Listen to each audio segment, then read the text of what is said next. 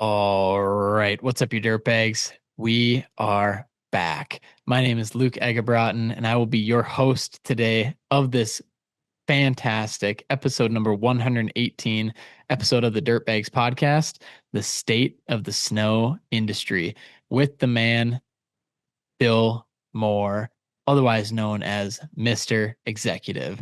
We are so stoked to have Mr. Executive in the studio.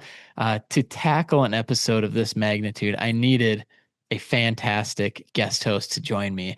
I couldn't host this one by myself. I'm like, who has enough firepower, enough energy, enough knowledge to be able to guest host this specific episode with me? None other than the man, episode number 89 superstar. He's been on the show before, Anthony Mann Jr. from Anthony Group Hardscapes. He's an all-time favorite. I mean, we all love him. We had to get him back on the show, but in a different role. He's helping me tackle this episode as my gorgeous guest host. Absolutely crushed it. And I'm so excited for you guys to listen to this episode. We are 1 week removed from Con Expo, and I have to address the elephant in the room. For all those listening that were there, that was insane. Con Expo never ceases to amaze me. Over 3 million square feet of a show, over 130, 140,000 people coming out to Las Vegas, Nevada. Only once every 3 years this show happens. Blown away. It was so much better this year too. So we came in 2023 and we knew a good chunk of people. You know, the show had been going for a little over a year at that time. We did some meetups and things, and it was just an unbelievable time. But this year, weather was perfect. The show was incredible. I got to speak on Wednesday. We did 10 strategies to improve your employee retention at your construction company. Packed house. I think there was 250 people in there. Everyone was so engaged. We had a great 60-minute session there. And then I got to see a lot of the show, got to see tons of you guys out at the show. But then Thursday, I've been blabbing about it for months, trying to figure out, let's do a Dirtbags meetup. Let's get people together. Let's try and make this happen. And it happened. I know you guys have seen some of the pictures and videos we've thrown out there, but my gosh, thank you, NCon. Thank you for hosting us. It sounds like a simple idea, but for them to step up and say, anything you guys want, we'll host you at our booth. Unbelievable. The whole team, the whole support that they gave us, just the party they let us throw was unbelievable. So thank you, NCon. Thank you to everyone listening to this episode for coming on out and getting to just experience what a Dirtbags meetup can look like. And I just think it's so inspiring when I saw that day and I saw it all unfold. Basically, it was a 3-hour event. We didn't have any coolers, so we were asking NCon, like, where do we want to put all the beers and the drinks and the waters and stuff? And they just picked up one of the NCon buckets, turned it over, flipped it on its side, and that was our cooler. We filled the entire bucket with ice and beers and waters, and of course our Bush NAs for non-alcoholic, and just had a great time. We had our WWE Dirtbag of the Year belt that we were getting ready to give away at this event. And what we did is, from 2 o'clock to probably 3:30, people are just flowing in. We gave away our 75 limited edition hats in 20 minutes. So in 20 minutes, we gave away all of our hats. So thank you to all those who showed up early, who showed up right away. Got some fruit flies buzzing around me if you can see them. Thank you to all those who showed up. I mean, we had such a great turnout. And then 3:30 came around and we got after it. We did an operator challenge with the NCon. And what we did is we picked 6 contestants from the crowd and we held a timed challenge. Basically, there's 4 of these logs. They start from a standing position. And once we say go, we time it. Once all 4 logs are stacked on top of each other, they release the grip with the bucket. And then we start the timer. The logs have to stay still basically without falling for 10 seconds. If they do, that's a successful run and that's a successful time. It It was so awesome. We had walkout music. We had microphones, which they should not have given me a microphone, but they did. And it was just such a blast. And so, huge shout out to Mac Lipka for winning our Dirtbag of the Year. He's going to hold that belt for the entire next year, but we are going to fight for it again next year. We'll figure out what that looks like. He's the owner of Black Diamond Landworks, and he's actually out in Montana in the Kalispell region. And so, huge shout out to Mac for winning and just showing us really who's boss and winning Dirtbag of the Year and getting to hold that coveted belt for the next year. So, we'll keep you guys posted on what we do next year. If anyone has any ideas, let me know. Super open minded to, do we go to somebody's shop? Do we go to is it another conference? Is it another maybe utility expo? Like, where do we do the next Dirtbag of the Year challenge and the next Dirtbags meetup? So let me know if anyone has any ideas, if anyone would like to host us, any of that stuff. But I think at this event, we had well over 100 people roll through. Everyone that from listening to the podcast, people that we talked to at the event, and people that just want to meet other like-minded business owners and individuals in the construction space. So I can't thank NCon enough for hosting us. Thank you to our wonderful sponsors for helping us put on this event. Massive shout out, of course, Sludgehammer, Charlie Huff, Eljen, NCon, of course, and then Red Run Property Services, Dylan.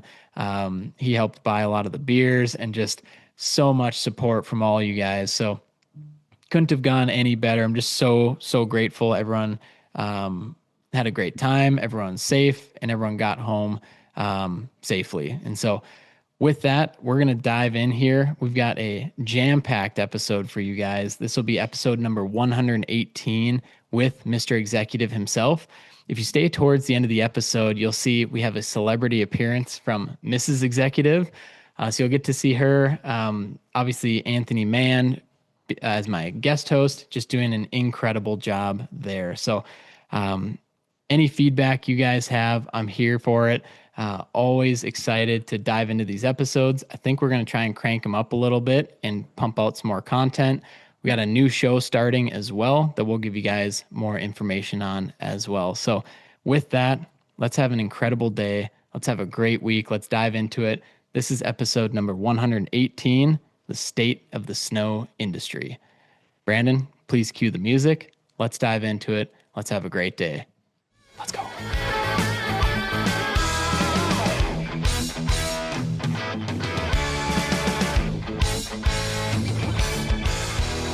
All right, what's up, you dirtbags? My name is Luke Eggebraaten, and I will be your main host of this Dirtbags episode number 118.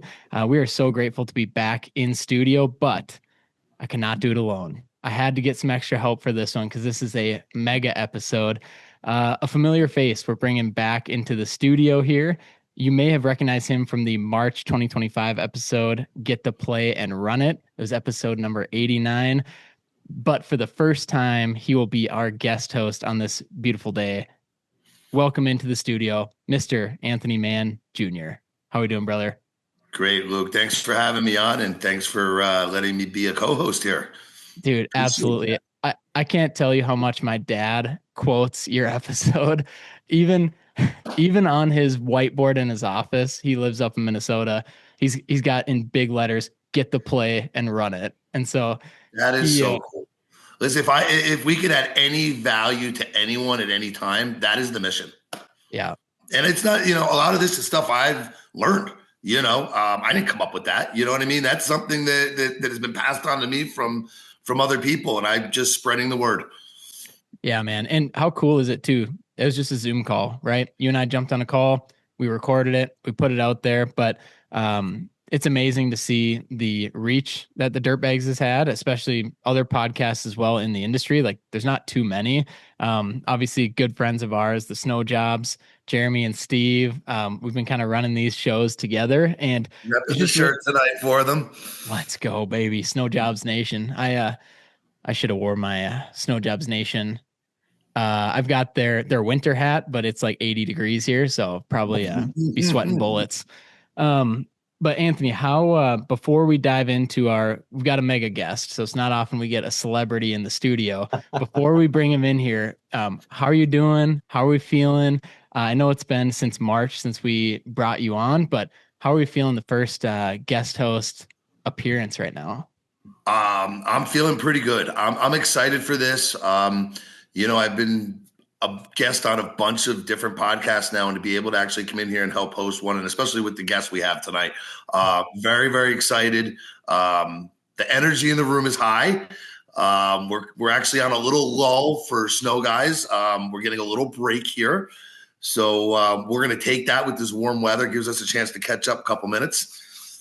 So Here we go. And I'm so excited for this one because a lot of times, obviously, the dirt bags, we talk a lot of horizontal construction, a lot of dirt, a lot of excavation, but most of the people that listen to this show, most of the people we work with, a lot of them do snow and a lot of them do commercial snow mainly. And so we always like to have a couple episodes a year that highlight the industry. So obviously you are in the snow industry and our guest coming up here is big in the snow industry, especially in Michigan here. And so let's bring him in because I took my sweatshirt off. I was starting to sweat so bad. I'm so excited. So with that, this is episode number 118. We're going to welcome into the Dirtbag studio, Mr. Executive, Master William himself, Billy Moore. Welcome to the show, man. Thanks for having me, guys. Luke, Anthony, nice seeing you again. Talk to him every day. Yeah. So it's actually nice to put a face with an Instagram guy and a podcast. Heck yeah, man. Multiple face, I should say. Yeah, and it all happened so quick, right? It's Anthony reached out. He's like, dude, we got to get Billy on the show. And I'm like, let me reach out to him. Reached out to you. You're like, let's do it. 1 week later, here we are sitting here in the studio. And like you mentioned, like I've been following you guys for 3-4 years and listen to all the episodes. Love what you guys are doing, but really excited to not only dive into it with you in terms of your company, the state of the snow industry, but also have my beautiful guest host here, Anthony, to help me guide the conversation as well. So let's kick it off. Billy, if you don't mind, give us the roundabout information of where you are and what you guys do. As I mentioned, you're based in Michigan here. So for our listeners who don't know who you are, let's give that quick introduction here. I'm Mr. Exec, William Moore. I started executive property maintenance in Plymouth, Michigan, 22 years ago, which is about 20 miles west of Detroit. So we do a lot of all commercial work for snow removal industry in southeastern Michigan, landscape design, construction, lighting, holiday lighting, lawn maintenance. If it pays green, we'll probably do it. We have a great team of a lot of skilled folks that are able to wrench on trucks or build you a pergola or, reframe your house. So that's a little bit of a gist of what we do. And then we have our own brine company too that Angela started with Fire on Ice Brine.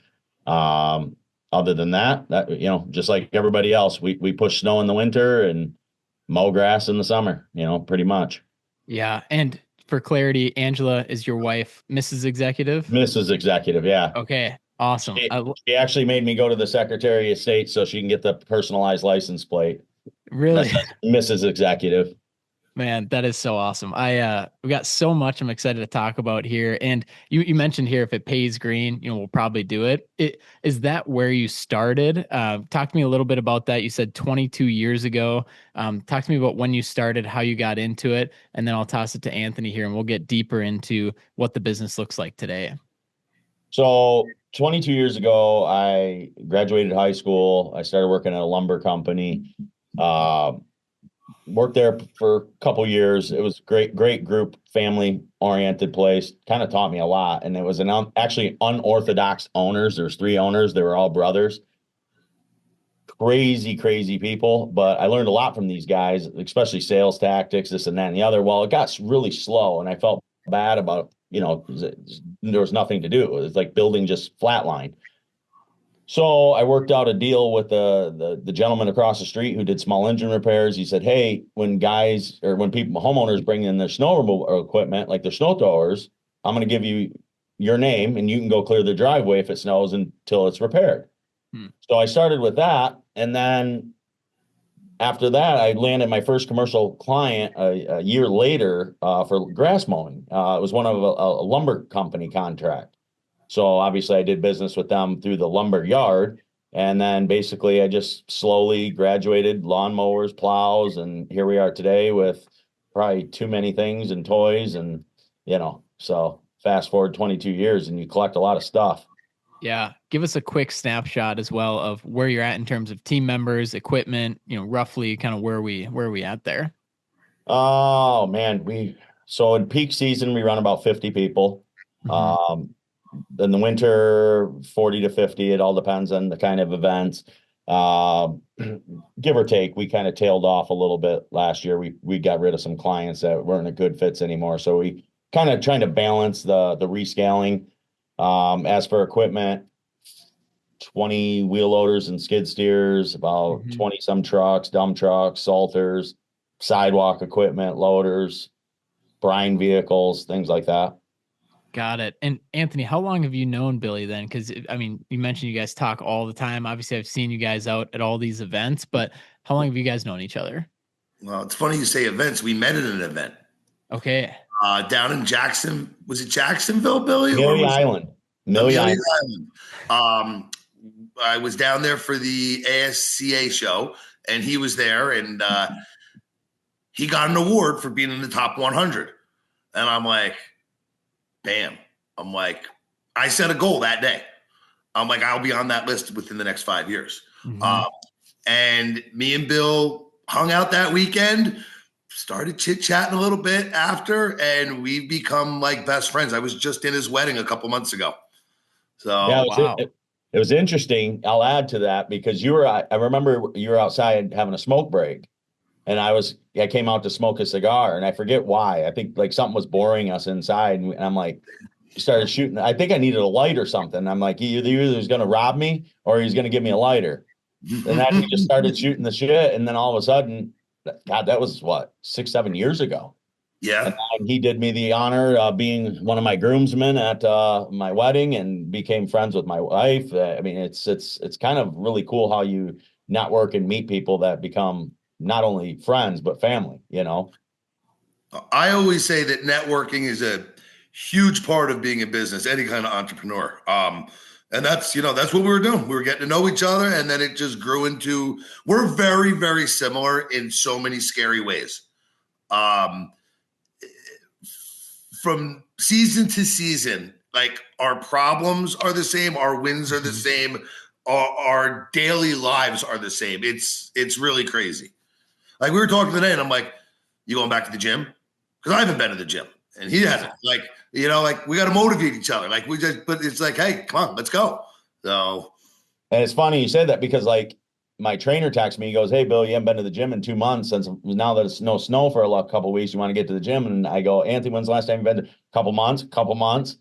Yeah. And we were doing it quite frequently, like 2 times a week for me, training. It was 2 times a day. Yeah. And now literally flatlined, but luckily I've maintained my sexy physique still. Yeah. There you go.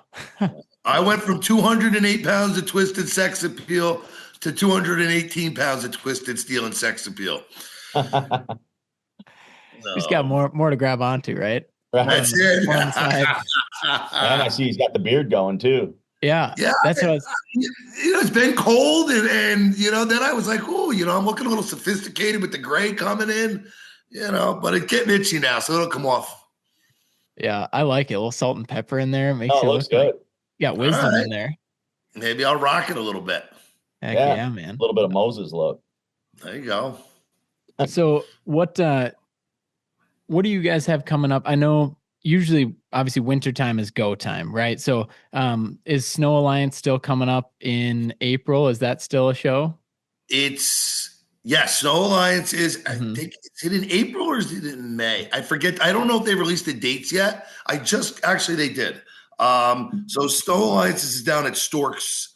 And it's going to be, I know they're doing a golf outing on Friday, followed by a party Friday night. I'm not sure. Last year it was Case Equipment. I'm not sure if they're going to be doing it again. I'm assuming they are.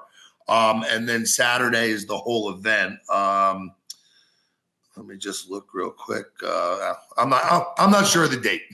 Yeah. And yeah, and we'll have all that information for you guys too. And with well, actually, we'll just put the information in the description. That'll be even easier There of you this go. episode. So Bill, to get back to you and the business here. So you mentioned, lawn, landscape, anything that pays green, but huge snow side of the business is the commercial snow side. Does that take up most of your business? Is it half and half, 60-40? How much of your business is snow? It used to be 60-40, Mm-hmm. and then it seems like it kind of like, if anybody could see this, at like, okay, we built the snow, and then lawn and summer green season gets to about here, and then we build more of the snow. So it's kind of back and forth, back and forth. So it's about equal now, or it will be equal going into this summer due to some interesting things that we've acquired some another business, and can't mention the name as of yet, but we're taking over that operation. He's going into retirement and whatnot. And so that just increased our summer business tremendously again. So then it'll go back up, and then winter, obviously, that increases too. So got it. And I'd love to hear from both you guys on this, but how much is the summer business or the green business played into the commercial snow side, or are those separate clients usually, or is it like a year-round seasonal contract? for us, it's mostly anything that we have for snow, we typically do their lawn, give or take, probably something I can count on my hand. We don't do any residential snow.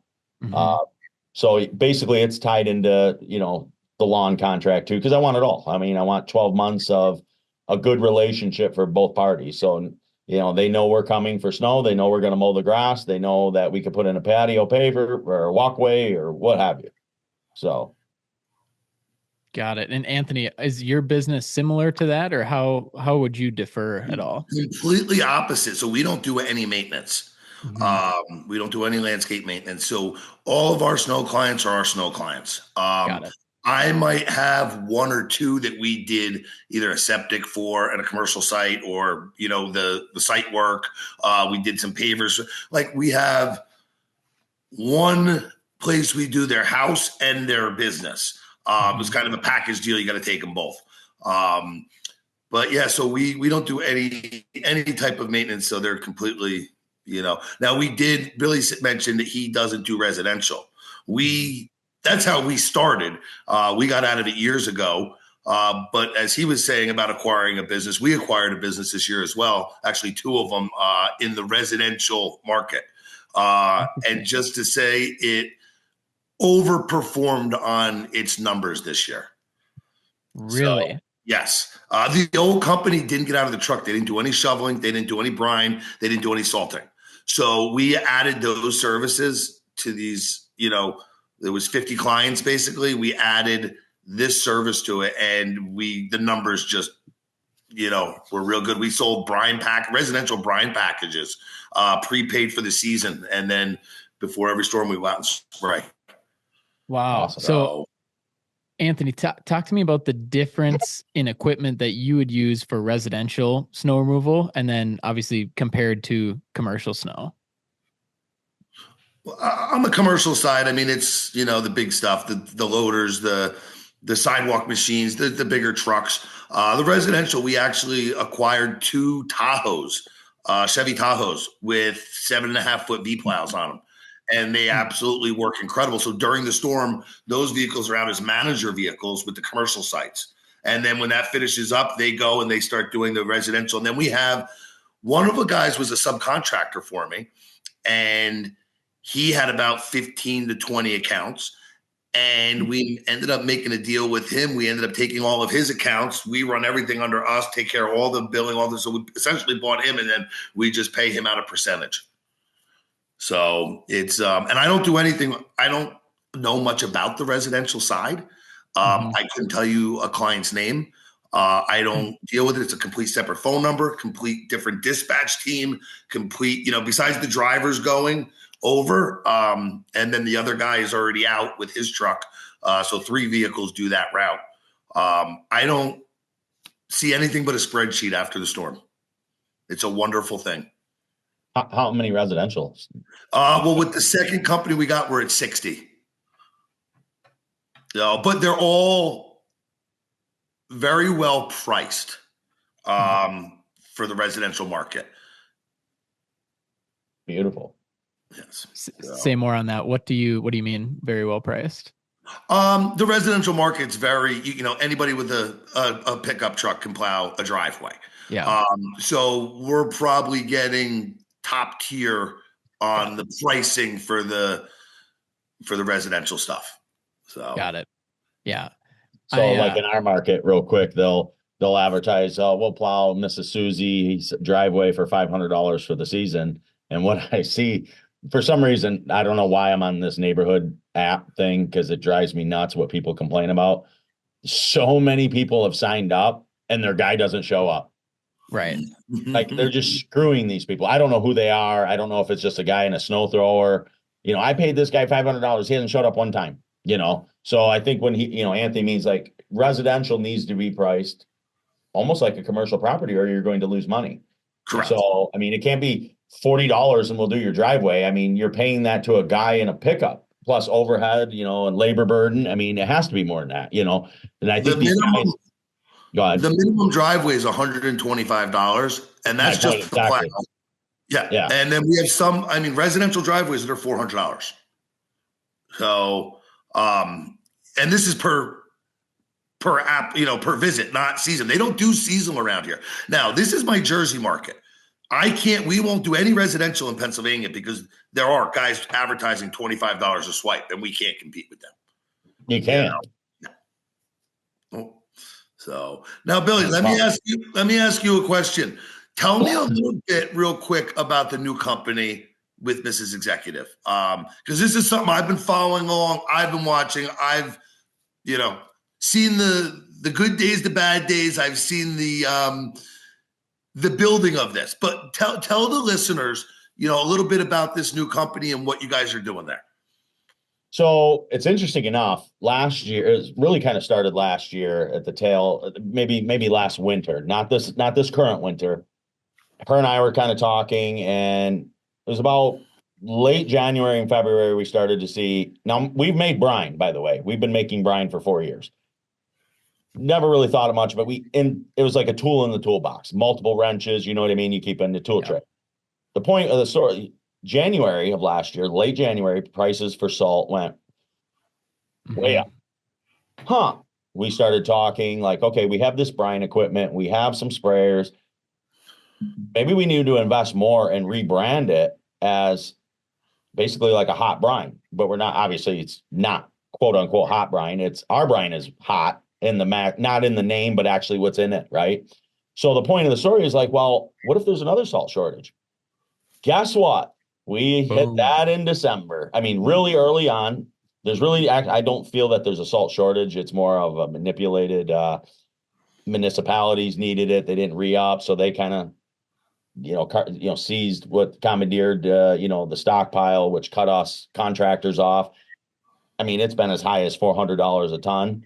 What's interesting though, is how many brine sprayers with Northeast, because I talked to Patrick Daly from Northeast De-icing, and we had this conversation way last year about if we can get people to buy sprayers like we have, they would need a place to buy brine.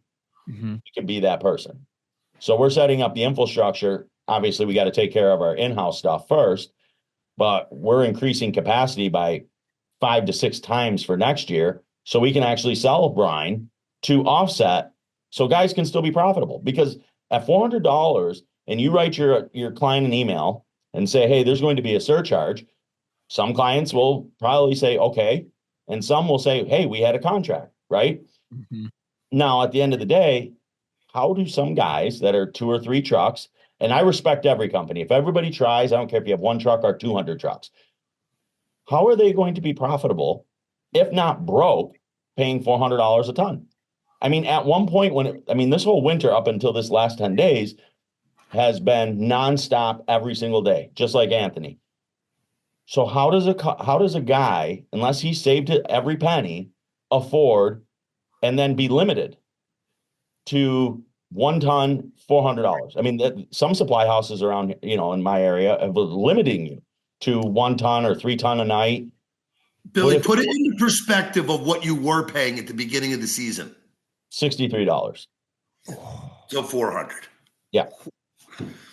With I still have some allotment, which I don't really care at this point. So, and so we felt that this market is untapped, like the East Coast.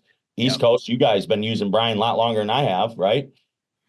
Michigan has always relied on the docks and having cheap salt.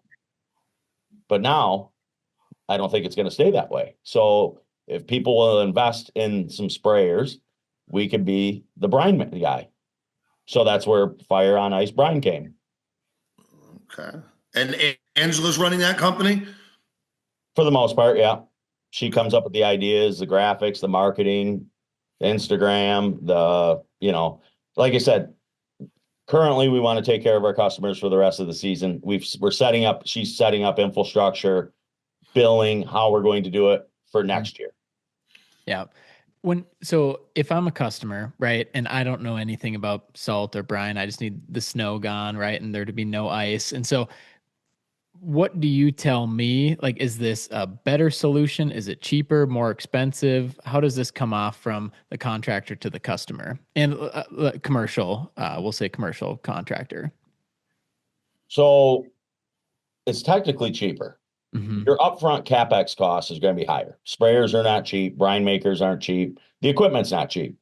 Yeah. However, over the course of 3 years, you should have a nice ROI on that, the return on the investment, because you're actually using less material to do more. And then if you price it right with your contracts, you could do pre-treating, post-treating. And, it's like what we tell our customers and the feedback that we've gotten this year, because now we went to 100% brine.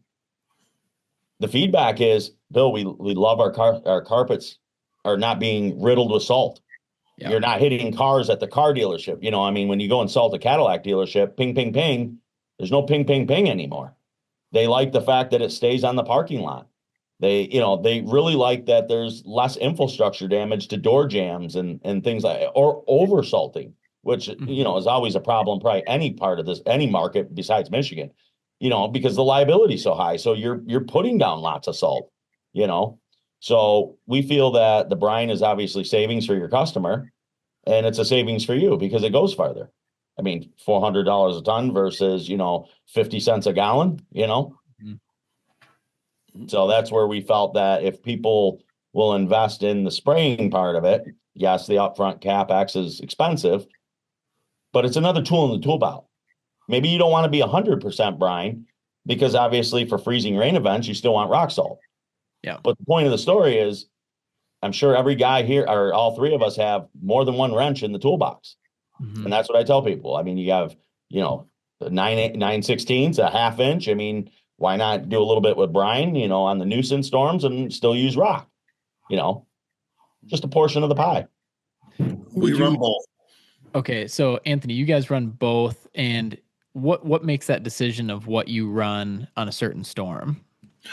Well, when we first got into it, we were doing a lot of testing with it, and we were just pre-treating. Now we're actually using it for post-treatment. We'll use it when it's a dry, just a dusting. It burns off much quicker. If the ground's already wet, rock salt will work a little bit quicker. We've also had real cold temperature where rock salt wasn't working. We put some salt down, and then we go over it with the brine, and we can do a 20 gallons per acre, very light coating, but that moisture starts the process of melting the salt. So activates it beautifully. It activates it, yeah. So like he said, ice storms, the rock salt's going to be better. A nice dry, fluffy snow, it's going to be real nice using the brine. Got it. So yeah, and I want everyone listening to hear that too, right? This isn't one way or another way. This is an extra tool in the tool belt, right? So that you can make decisions, probably business decisions, but also best decisions for your clients as well. Oh, absolutely. Like I said, we started out the year, we had a lot of salt on hand, and, we were kind of doing our internal routes with our brine trucks. North and south routes are being done with rock. And then all of a sudden, it's getting tighter, getting harder to get material. I'm like, you know what? screw it. Call Patrick up. We're going 100%, Brian. I just made the decision just now. That's it. I'm done being a hostage to the salt business and the salt industry. I'm done being extorted. We're done. So we went to all Brian, even though we have salt still. All right, you dirtbags. I want to take one quick second, maybe a couple more, to thank our three wonderful sponsors all at once. So we just do one ad read. And thank you guys for listening to the show. But huge shout out to our three sponsors. You've heard me talk about them many times before. Charlie Huff, the insurance legend when it comes to construction companies. Shoot him a text if you're looking to just compare prices, if you want a free quote, or if you want to just switch over to him because he knows the industry. His cell number, 435-764-4833. That's our guy, Charlie Huff. So many of you guys listening use him. We even use him for our company at Phaser, and he's just a man for the people. So shoot him a text. Of course, let him know you heard him on the Dirtbags podcast. It's always nice to get credit, and for him to, he always shoots me a text with a screenshot and just says, thanks for sending you guys over. But 435-764-4833. Charlie is the man. Massive shout out, of course, to Eljen Corporation. Eljen has been supporting the Dirtbags podcast for a while now. You can check them out on Instagram at Eljen Corporation, or learn more about what they do on their website, eljen.com. Eljen's been supporting us, but also they support our veterans of this wonderful country, and they help place veterans, U.S. veterans into the workplace. And we had that episode, I believe it was episode 94, the 4th of July special with Drew Nicolai, to talk more about Eljen and what they do for the industry, the wastewater, the septic industry, but also what they do for our country. And it is just, we're so honored to get to work with them, and so thankful. So reach out to Eljen at Eljen Corporation on Instagram, or eljen.com to see if their products are right for you. And finally, huge shout out to our team over at Sludgehammer. This is everyone, Will, Dr. Wickham, the whole team over there has just been absolutely incredible. Excited to spend some time with them in person at MSTA in Michigan. That's right where they're headquartered. And we'll get to spend some time with Eljen there as well. So Sludgehammer, you can go check out their new fancy website, sludgehammer.net. They have all their information on there of how you can become a network partner with them and use their products to have a whole new revenue stream, but also to take care of your clients even better when it comes to advanced septic solutions. So go check them out, sludgehammer.net, or of course, give them a follow on their Instagram at Sludgehammer Group Ltd. Let them know you heard them on the Dirtbags podcast. That is all that we have for our ad reads today. Wanted to try something new, shorten it up a little bit, put them all together, and just thank them and thank you guys for listening to the show as well. So let's get right back to the episode. Appreciate you guys a ton. Like, follow, subscribe, do all that stuff, but let's get right back into it. You mentioned a little bit earlier, manipulated salt. If your best guess, like what is going on with the shortage? I believe that, so municipalities, so Detroit Salt Mine, which is one of the biggest salt mines probably in the world, pumps out about 13,000 ton a day. They're limited hours. I mean, they're not going to increase production, but from having all these light winters, municipalities haven't stocked up. So when we have, I can't even count the events without like really looking at my notes, but we've had since November 30th, snow after snow, little break on Christmas, and then it snowed literally every day in January. And what happens is municipalities run out and they get first dibs on everything. So when that happens, then it becomes a bottleneck with trucking. So they can't produce it quick enough or get it to you quick enough, which leaves people like us, contractors, last or dead in the water. I mean, at one point 2 weeks ago, there was like 12 or 13 municipalities in Michigan that had limited to no rock salt left. My gosh. So they were literally putting out emails. What, sorry? Oh, I was going to say, and they would be the first to receive any new salt coming in. For public safety, even though, and then they would put out the email like, hey, we're doing intersections and municipal buildings only. So don't be upset when you don't see the salt truck. So everybody kind of cut back and became, but then again, we have open and obvious here in Michigan, which basically you could be sued for anything. So, which got reversed, I think 2 years ago. So the ability and the reliance on salt is at the highest. Guys need to put it down to protect themselves from litigation and protect their properties. And yet we can't get it. So it kind of puts us all in this weird force majeure problem. Bill, what would you say the biggest struggle in our industry right now this year? Would it be that salt crisis, or is there other things in the industry that we could really improve upon? Two things. The salt became an issue. So if you're fortunate enough to have backup with brine, that helps. So, but the salt became very frustrating, and that was December-ish. But the biggest thing that I think year after year, and the worst that I've seen it, is the preseason. And I think you know where I'm going with this. Cheap freaking bidding. Guys with calculators that don't function properly.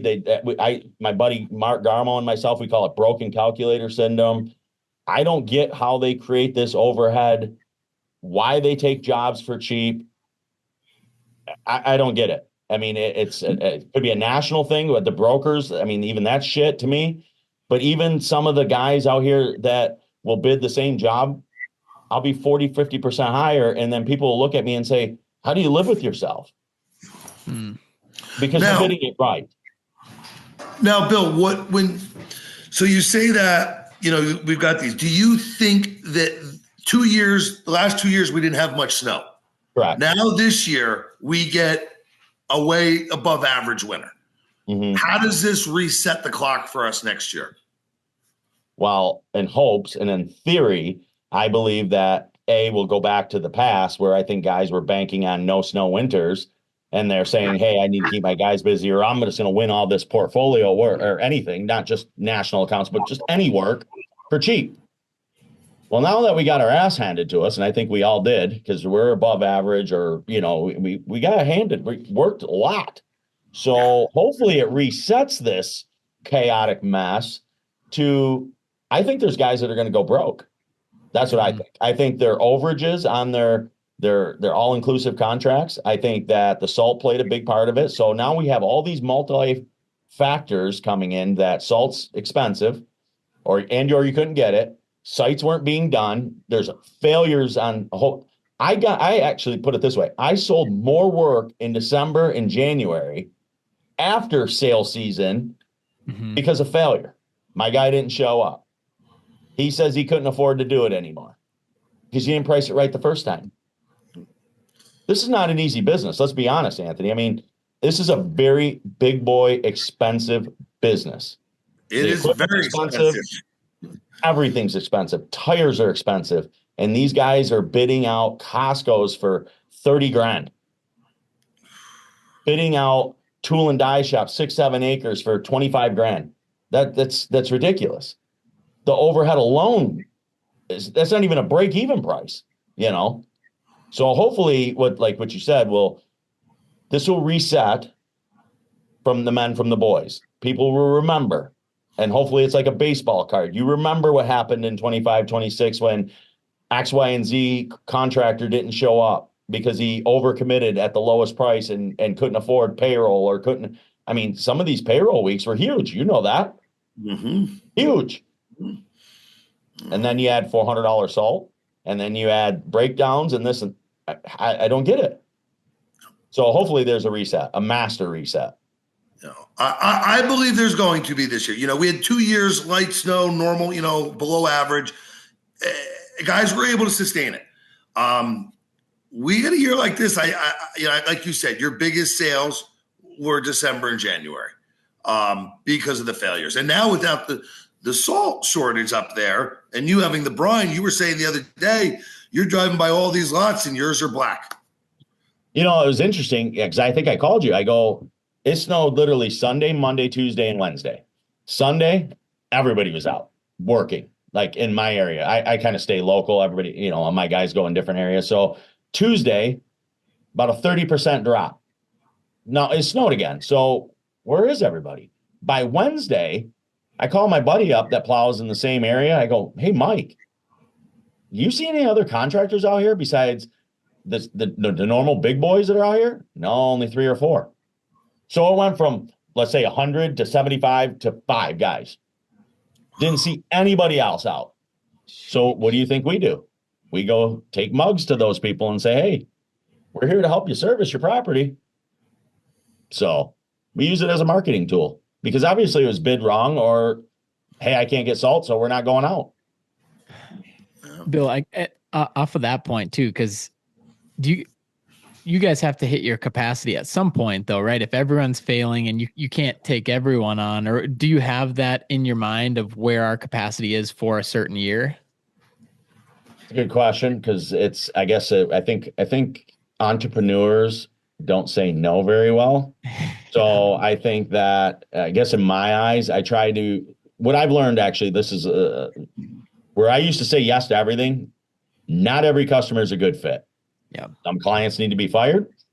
It has to be a good working relationship. So it's not like I would pick up McDonald's if they called. I would not even entertain it. I want to work with people that want to work with us. Yeah. Good relationships. I want more of their work. I don't want just, they're going to fire me next year because they found somebody to do it for a nickel cheaper. I want a long-term relationship. I don't want a one-time client and that's it. Like if it's not, oh, can you plow me one time? Probably not. I'm looking for the long term. So I have not set caps because I think as entrepreneurs, we just don't do that very well. Yeah. I got to ask on that too, because I agree. If it's the right fit, let's go get it. And we're called 100%. To shake things and break things, right? And what red flags have you seen in terms of like these clients where you're just like, not going to go with them? So give me some red flags that you've seen with some of these potential clients you ended up not taking on or that you had to fire down the road. I'll give you an interesting one. So about 3 years ago, a buddy of mine, I knew he plowed, I forget the name of the place, doesn't even matter. And they stiffed him out of like $5,000. So they call me up, hey, we're looking for our contractor, didn't do very good, this and that and the other. And I go, you don't say.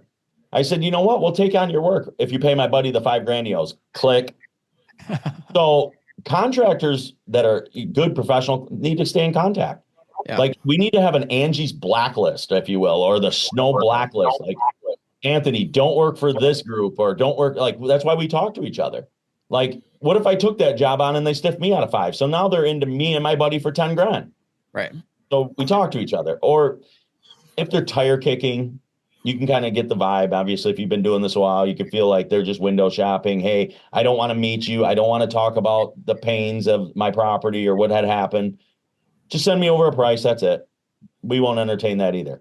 I want to meet you.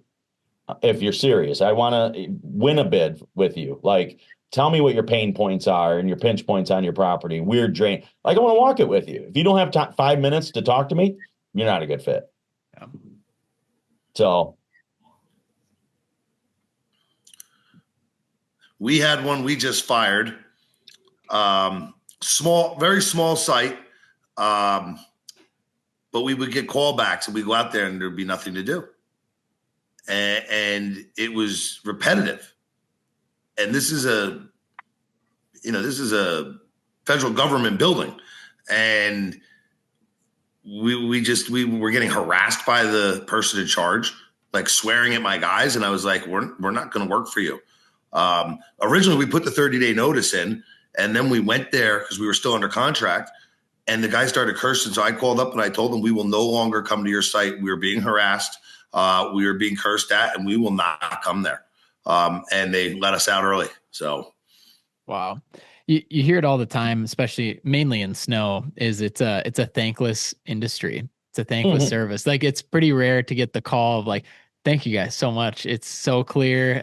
It's safe, but you always get the calls of people just bitching back and forth of, what you guys are doing. And then Anthony, to your point too, of just like harassing these people, like, hey, we don't have to be here. And like, this is a business. And that's why capitalism is so great, because you can pull out and go work for somebody that will treat you guys right. And it's, there's a big difference between what you guys are doing just this thankless industry that typically happens. But you guys are an emergency service that has to happen. Like especially when you look at all of these commercial buildings, you look at hospitals, the world stops if you guys aren't out there. And so it's, I don't know if you can combat that.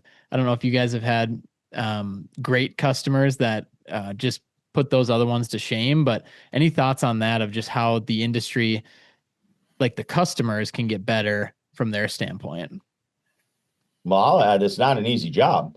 And number two, think about this. Like you just said it, we are kind of first responders next to emergency and EMS. We'll shut you the fuck down. Yeah. We could shut down logistics. You could put snow back on any property. I mean, I've done this before back in the day. You didn't pay me, the snow's coming back. Why this is such a shitty industry, I guess, if you will, with lack of a better word. We could shut down Amazons. We could shut down gas stations, subdivisions. We can make sure if nobody showed up, you'd be screwed. Slip and falls, litigate, blah, blah, blah, blah, blah. So why isn't there respect? It's hard work. We're putting our people, not just ownership. I'm out there with the guys in the most deplorable conditions. We've seen 60-mile-an-hour winds this year, -30 wind chills. I mean, this isn't fun, but yet you don't respect what we're doing. We get to deal with every breakdown, every call in, de-icer issues, and yet you can't say, hey, thanks. I know it sucks. I get to warm up my car in the garage and go to my Class A office building, and it's always clear by 7 a.m., but no thanks. It's weird, right? I mean, and then that's why on the other end of it, why shouldn't you be charging for that? At 30 degrees, you got people out -30, you got people out there, 60-mile-an-hour winds, but yet a diesel mechanic gets $220 an hour labor rate through a dealership. But guys are bidding stuff at $75 an acre. Not 75, but like $1,000 an acre, let's say, or whatever have you. It's wild to me. Treat this like a real emergency business. Well, we actually received, so we just had that big winter storm Fern that came across that, hit half the country. We were given travel letters because of state of emergencies in multiple states, saying that we service critical infrastructure for the government and that this was travel papers that we were able to use. So it was pretty interesting. But going, with the point of the customers, we've had a bunch of them this year, call, leave messages, write reviews, like just call and say thank you. Like, hey, what a great job. I had one call and say, hey, I know, some of the people weren't happy. But they don't get it. It's still snowing and you guys got to clean up. And I just wanted to call and say thank you because I know, you guys are out there, these cold temperatures, the same thing Bill was saying, but to get a little bit of appreciation, those are the ones we go the little extra mile for. Absolutely. The ones that appreciate the work we're doing. Pay the bill on time. No, not a lot of grief. Cup of coffee once in a while to the guys. Like that goes a long way. Bill, talking about that, tell me some of the things you guys, because I know you guys have a pretty good culture at Executive. Tell me some of the things that you do with your crew, your team. I see it every day looking in. I see your guys posting, on the job stuff. Like when guys are doing that, they're bought in, they're invested. Tell me a little bit about that. It wasn't always like that. I mean, at one point about 10, 12 years ago, it was chaotic, but then I decided to scale back to bring up culture. They're like family. I mean, they are my family. I see these guys every day. Angela sees them every day. I mean, we just started doing things that I would like to have, we work. I was shoveling a brine maker today. I had to actually go home and shower. That's why I was almost late for this podcast.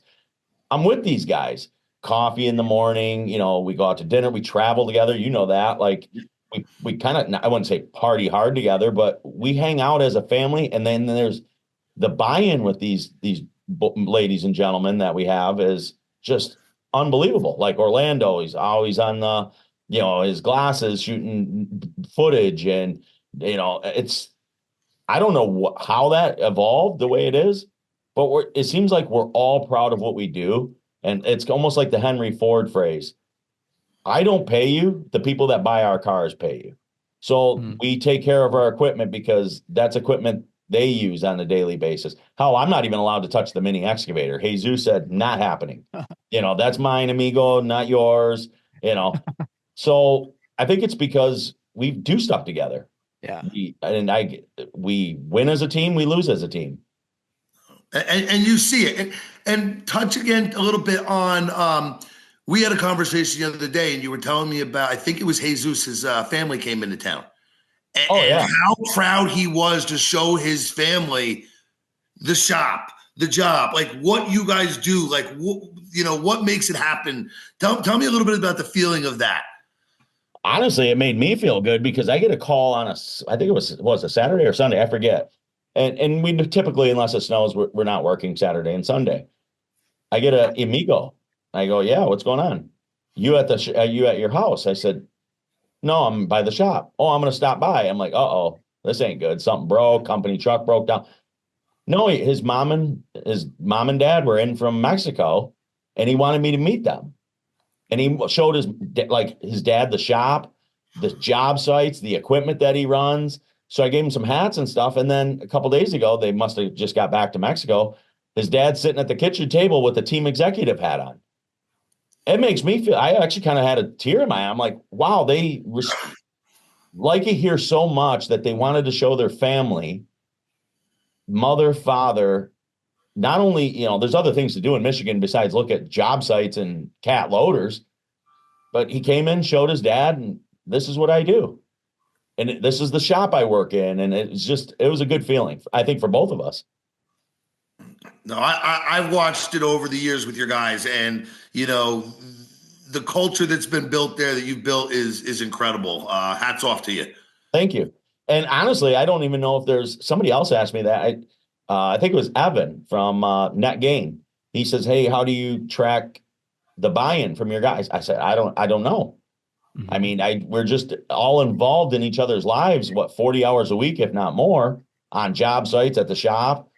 Angela cooking every, couple weeks, she'll make something for everybody to have on a Friday. If it's a slow Friday, we barbecue. I mean, at the shop, like we just started doing things that I know I would want to be a part of, which I love being a part of, bowling alley stuff. I mean, it doesn't have to be like buy coffees every day. It's just, we appreciate them. And I think they appreciate me. And then I'm willing to be in the trenches with them because they're in the trenches with me. And by the way, I am no better than anybody else in my company. Mm-hmm. If they're willing to shovel, I'm willing to shovel. Like I said, I was knee deep in nasty salt shit today. You're leading from the front. Yeah. We're all on the same team here, It's amazing too when you hear just like when somebody's proud to work at a company that you started or own or even just work at as well, and it really bleeds into others. And I think that's maybe where culture can really stack on top of each other is when other people are feeling that as well, and people are lifting up each other. And a lot of times people think it's the owner that sets and holds the standard, but it couldn't be further from the truth. It's the team that holds the standard of the company. 100%. And it's not, this is what Bill would want, or this is what Anthony would want. It's no, this is the executive way, or this is the phaser way. This is what we do here. And it's a we thing. It's not a him or a her. And so seeing that buy-in from your team and from all you guys, I think that is probably one of my most rewarding things in business is getting to this next chapter of leading people and not just like doing it for a selfish reason, right? Of just like doing this for yourself and getting to build careers for people and careers that don't suck. Cause there's a lot of really shitty careers out there. And I don't know if you guys see this. I'm sure you do. But when people come and work at our company, they're surprised at the bar we've set for our culture. And I'm like, this is just the basics. Like, this is just not screaming at you right now. And like, if that is the bar that is set at other companies, then sure, we will be a front runner in this, but it really doesn't take much to take care of your people. And then to go above and beyond, it's like, that's just having some thought and care, not just more money. There's a whole lot more that goes into it. And it really is showing them that you care. Oh, And absolutely. happy employees will make the relationship with your clients that much better as well. When they, Bill, you do some of the hardscaping, like you're on these job sites for, a couple weeks, your guys end up building a relationship with these clients. I have people that have called or sent an email saying, "Hey, I just wanted to check you on the crew. So-and-so had a baby. How's he doing?" Like when you see that, the culture's beyond just the employees. It's from them now giving into the clients. It's making that full circle. Oh, absolutely. I mean, even with our new onboarding of females, obviously we're pushing a lot more female influence. And look, speaking of which, you remember her, Anthony, the bride? Hello, hi, Mrs. Executive. My wife Angela. You know Anthony, right? Hey, man. I almost didn't recognize with the new hair color. I know. Hey, it's my natural look. There you Going go. back to my roots. Nice Angela, to see you. we were just talking about you. And for anyone listening and you're not on YouTube, jump on YouTube right now. You get to see Mrs. and Mr. Executive. Congratulations, by the way, on the Thank you wedding so as much. well. Thank you. Thank you. But yeah, we especially with female empowerment, like Angela, hey, how do I run this loader? This is how you do it. And I left. That was it. Now she's plowing 15 acres in 4 hours, like, or whatever, you know what I mean? And then my niece, like, I need a job. So I pick up my niece who had some health issues, obviously mind over matter. I mean, those have seemed to disappear. She's losing weight. Just empowered her, and she loves doing sidewalks. I want to try one of the snow raiders. Okay. We showed her how to use a snow raider at the shop. I want to learn how to pull a trailer. Same thing. Angela, I want to show me how to do brine. She runs a brine truck now. We all take part in the success, everything that we do. So if I can run a loader, she's running a loader. Angela, I got to ask, now that you're here, we have a celebrity guest. Tell us, because we heard from Bill a little bit, but tell us more, the Fire on Ice, what that journey has been like. What does the future look like for the company? And super excited to dive into it a little bit more here. It's been amazing. It's been a game changer, actually, especially this season. With the salt shortage and everything. It's been a really, really big game changer. I love doing it. I love the concept of it. Maintenance wise with properties, it's a lot less to have to deal with. It's cleaner. And it works great. Yeah. And I know, as you guys were just touching on there, the female presence in the office and like empowering women. And I know Con Expo has a really cool segment, the Empower Her workshop. So what does that look like in terms of your guys' company, but also like empowering women to join the trades or even join your guys' company? I think it's a great concept. I mean, honestly, if the men can do it, we can do it. Mm-hmm. Those are fighting words, Anthony. That's what I heard. If the men can do it, we can do it. There's not much behind it. Yeah. So, quick backstory. I took a hiatus from business and was running a crane for a couple of years, and my partner was a female. And the ironworkers requested her because she was so smooth with the controls and bringing the steel in.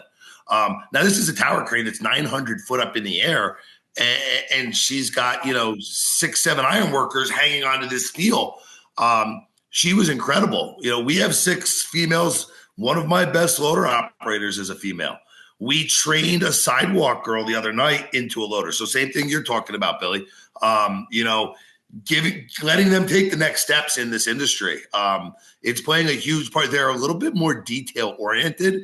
So very much so. Yeah. I've had the one has been kind of going around and doing the cleanup or the checking. So if there's a little, she's got the eye, so we're multiple positions in our company. Everyone needs a woman's touch. We'll put it that way. Absolutely. Well, I'll add this too. Where else can you play with fucking millions of dollars of toys? ride-on lawnmowers, cool ride-on blowers, excavators, pipe pullers, loaders, and really F some stuff up. It's fun. And I don't mean literally like property damage. I mean just like dirt digging, and I mean that's all cool stuff. And I will say this, like, so she does a lot of our pot displays, seasonal pots, planters. Customer texted me and says, "Tell Angela I know this is a female touch because none of us freaking men can do work that women can do." I mean, he just loved the holiday display so much that he felt to bash us men for not being detailed and say, thanks to Angela and all women that can do the detailed work, like Anthony said. It's the white glove service that you guys get. Hashtag white glove service. The executive way. Yeah. Angela, one more for you, but while we have you, we had this is a while back. This is a few years ago. We had an episode called The Dirt Baguettes, and myself and my wife were on, and then Luke Payne, my co-host, and he had his wife on. And it was really cool to get some advice of what it's like working with your spouse and in business or just in life. So we'd love to hear from your perspective, like, how do you two work together? Like, do you separate that? Do you have boundaries at home versus in the office? Just like to hear any advice for our listeners. And if you guys do have any thoughts on that. I'm abused. There really is no separation. I mean, what we deal with at work does come home because at the same time we work together. Yeah. So ideas or things that he's going through, they bounce off me and vice versa. But I'm used to that. And honestly, it's empowering for me. I love listening to him talk about work or his day or what he did and vice versa, or if he gives me a job that he needs to have done, so that we're always bouncing things off of each other, our day. And I mean, we're not together 24/7, but what we do is together 24/7, pretty much. So. Wow. Very well said. I love talking business. Like my wife and I do it all the time. We have monthly meetings. We'll have our whiteboard, do like personal finances, business finances, the direction. And so it can be looked at as a hobby, but it's also part of our lives, right? Like this is our livelihood. It's a huge part of our lives. Our futures, our kids' futures, like where we invest, where we tithe, like everything. And so we definitely treat our personal lives as a business as well, because we want to be good stewards of these resources that we have, and especially of the business that we get to manage. I'd say we definitely thrive off of each other, where he is, lacking in some sense, which is rarely. I try. Care to elaborate more? Boy, this is going off the rails. No, it goes back to just kind of bouncing things off of each other, And I've seen the difference. What's that? I've seen the difference since she's joined the company. I get to see it every day. And I've seen you change. I've seen her change. I've seen you guys actually get closer together, where normally this would kind of put you guys embrace it together, and I love watching it. And then hanging out when I was out there for the wedding, me and Angela got to drive around together and seeing her not picking up the slack, but helping you out where, you had to do something, but this came up and you had to run and take, and she's like, I got it. Oops, turn steering wheel, you turn, go take care of it. Yeah. And that's what I meant in the sense of like where he's lacking, not in the sense of where he's lacking, but where I can help or where I can fit in to say, don't worry about it. Don't worry about it. I got this, Yeah. No, huge, big difference in his whole demeanor too. I think he's much happier having you around more. I can see it every day. So, well, as Luke said too, it works well. Some people it doesn't work well. It's a couple things I've learned is I'm more patient, and most people are noticing. I still think I'm impatient, but I became more patient, and I became more thankful. I'll put that out there. Like my faith has been strengthened more because I am actually on bad days. I'm thankful we're still here. I'm thankful I got good friends like Anthony and Tony and Dan and good people. Like I'm happy to be on this show. Like I feel proud, right? So, but I guess the one thing that I lack on is that I don't run everything past my wife. I'm so used to 20 years of making the sole decision every day, but that's the thing is I trust your decisions wholeheartedly. Like very smart guy here. Like I try. he knows his stuff, and I mean, Yeah. not everything has to run past me, but at the same time, we do. Well, we are a team. We bounce things off of each other, and we are a team. So it's not necessarily, oh, you have the permission to do this, but things are ran by each other before any big moves or big decisions, and that's important too. And we work a lot of long hours. Like she has rabbits, I have a dog. We decided that we're not having kids, but I hear someone is actually.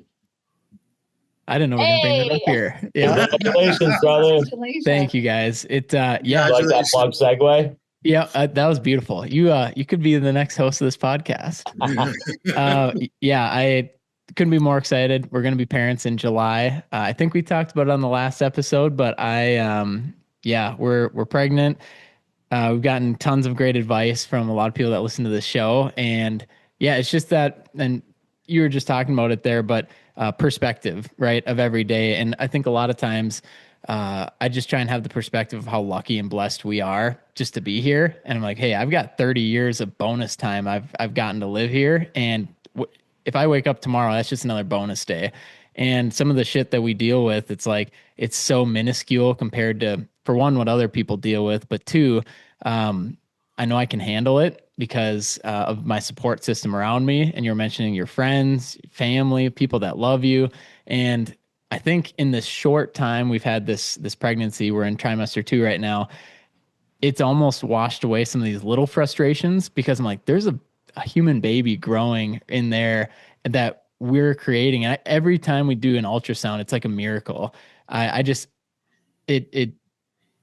This happens all the time, of course, of babies not making it. But every time there's a heartbeat, it's like, I don't know how that's even working other than it being a miracle and like one of God's miracles. And we don't know if the baby's going to be born in July, but if the baby is, I just can't imagine anything else but a miracle, because from it, that little seed of a heartbeat is just crazy. So when I think of the little frustrations I used to have, even before the baby's here, yeah, they're almost washed away, because I'm like, there are some bigger things to deal with here, and way more exciting. And it's not that I'm ignoring any issues on my plate. It's just I don't stress about them nearly as much as I used to. Well, that's where the faith comes in. And congratulations again. But like you said, it's been cold here. Bad days. You know what? I'm thankful I'm not homeless. Yeah. Could things be better? Of course they could, for all of us. But I talk to Anthony every day. I talk to my friend Tony every day. I get to go home to a beautiful wife. We have heat. We have food. God is good. I mean, if having faith is huge, and just trusting things things I used to stress about, it is what it is. They're in God's hands now, right? Just like your baby. I mean, if things are meant to happen the way that they're supposed to be happening. Yeah. It's one of those things where, and I talk about this in more of a number sense in business, but it makes so much sense with faith. But it's clarity kills fear. And when you think of when you're so clear and just giving your life, like for me, giving my life to God, like that is my clarity of like, it is, I'm taking that path. That has killed so much of the fear in my life. And Anthony, I know you're showing us too. I want to touch on this, your bracelet here real quick, but tell us a little bit about that. And I've never seen anything like that. I've never seen it either. Very, very cool. And Billy noticed it before. But one of my employees gave this to me. He's been with me about 16 years. He's family to me. He knows some of the struggles that I went through in the last year.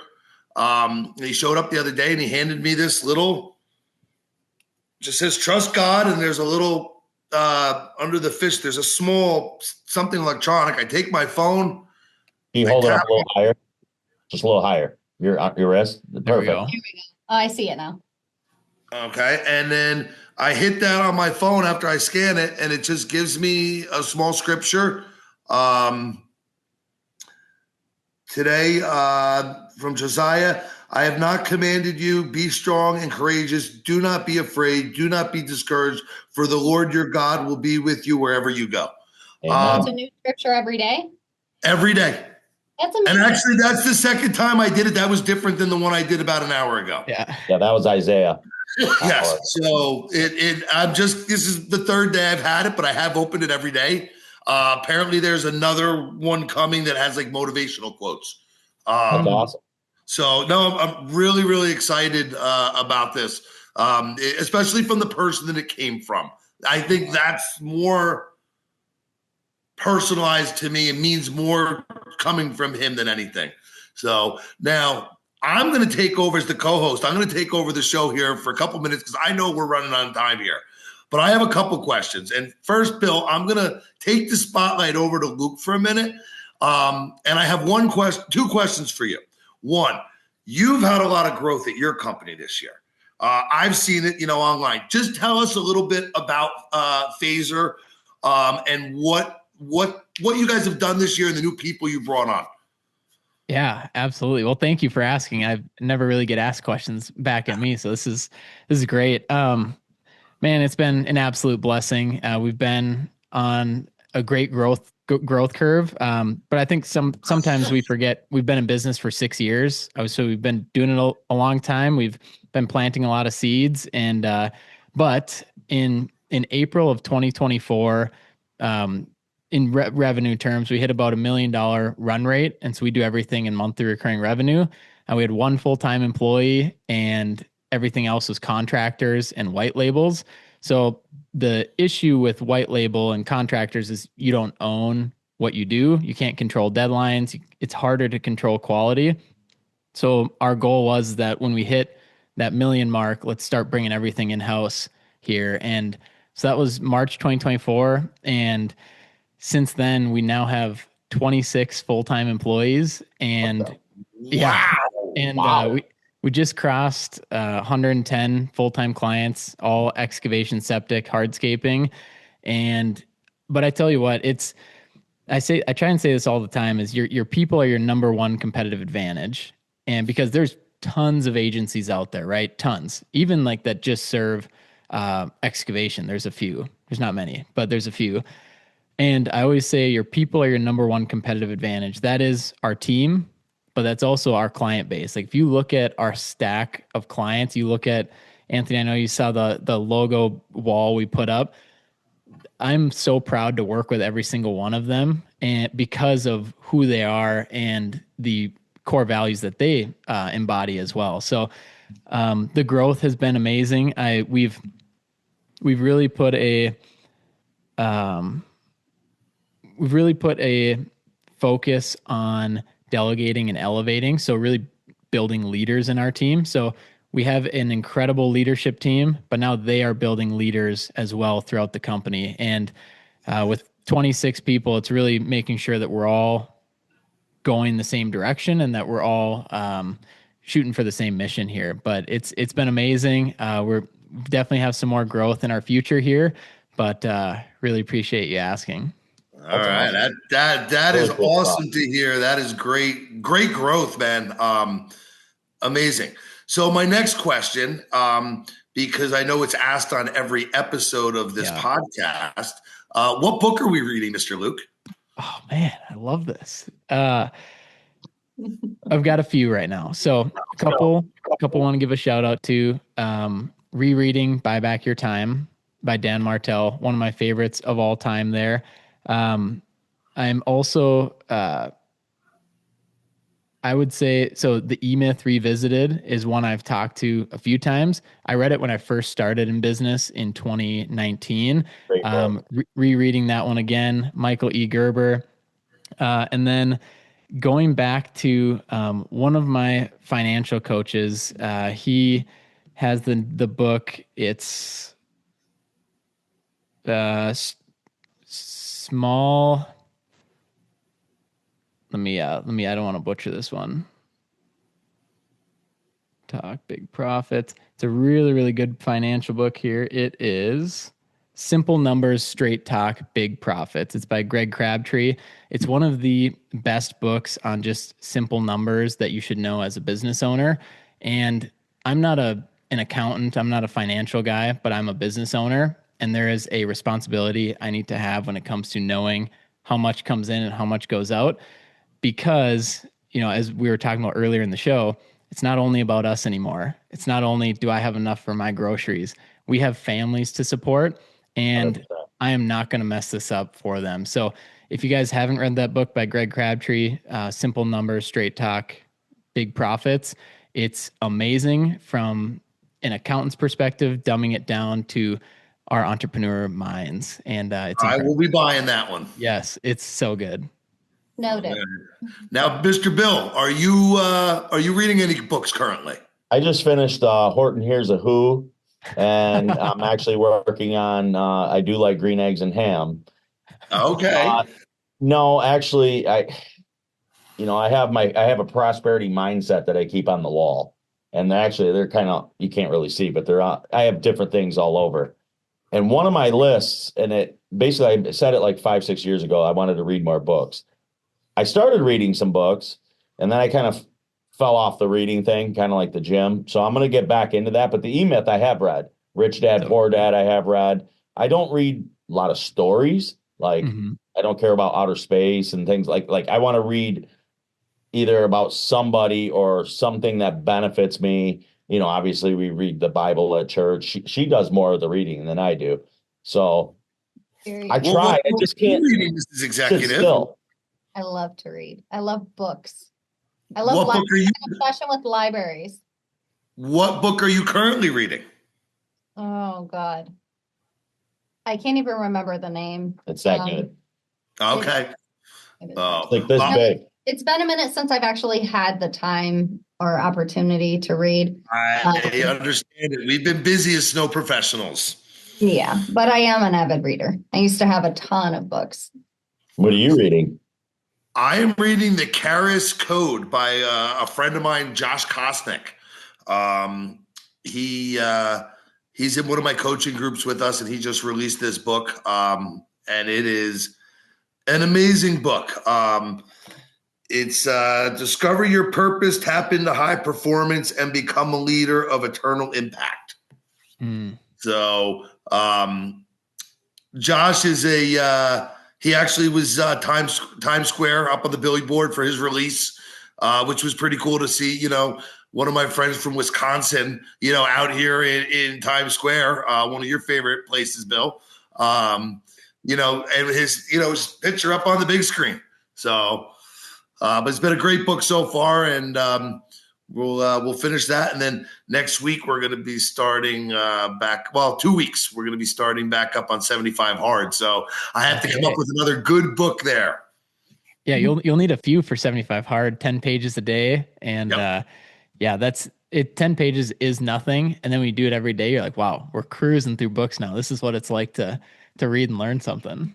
Well, I know when I like a book because I've read about 12 to 16 to 20 pages. If I'm into it, I'll go up to 20 pages, or finish to that chapter. So it's chapter by chapter instead of 10. Yeah. Yeah. And one more before we jump off, before I forget, one more book that I really enjoyed was The Personal MBA. It's basically like an MBA course, but in a book. And so it's more, you just read it for yourself. You learn the different terminology, how businesses work. That is I would say the E-Myth Revisited first, if you haven't read that, if you're listening. And then if you want to know more, they kind of structure it as if you're going into these meetings and you feel like there's smart people in air quotes, talking around you and they think you're dumb. It's the Personal MBA can get you around those conversations because really business is very simple. People just overcomplicate it to make it confusing. And this book really has a bunch of great foundational tactics in business, but also what you'd get if you were to go get your MBA. Awesome. Heck yeah. Cool. So with that, Mr. and Mrs. Executive, Anthony, thank you guys so much for this episode number 118 of the Dirtbags podcast. For those of you guys still listening, go give them a follow at Executive Ground MI on Instagram.